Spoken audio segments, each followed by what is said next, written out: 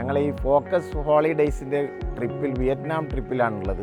2 ദിവസമായി, ഇന്ന് 3ാമത്തെ ദിവസമാണ്. വളരെ എൻജോയിങ് ആയിട്ടുള്ള ഒരു ട്രിപ്പാണിത്. ഈ എല്ലാ യാത്രാ സൗകര്യവും താമസിക്കുവാനൊക്കെ വളരെ നല്ല ഹോട്ടലുകളായിരുന്നു.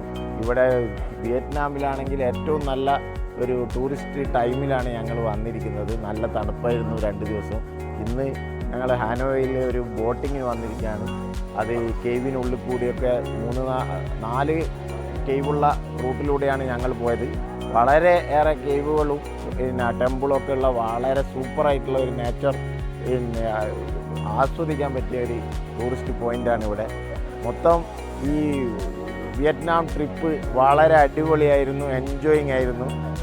ഇത് വളരെ നന്നായി പിന്നെ ഓർഗനൈസ് ചെയ്തിട്ടാണ് ഫോക്കസ് ഹോളിഡേയ്സ്. അവരെ ഒരു എക്സ്പെർട്ടൈസ് ആണെന്ന് തെളിയിച്ച ഒരു ട്രിപ്പാണ് ഞങ്ങളുടെ.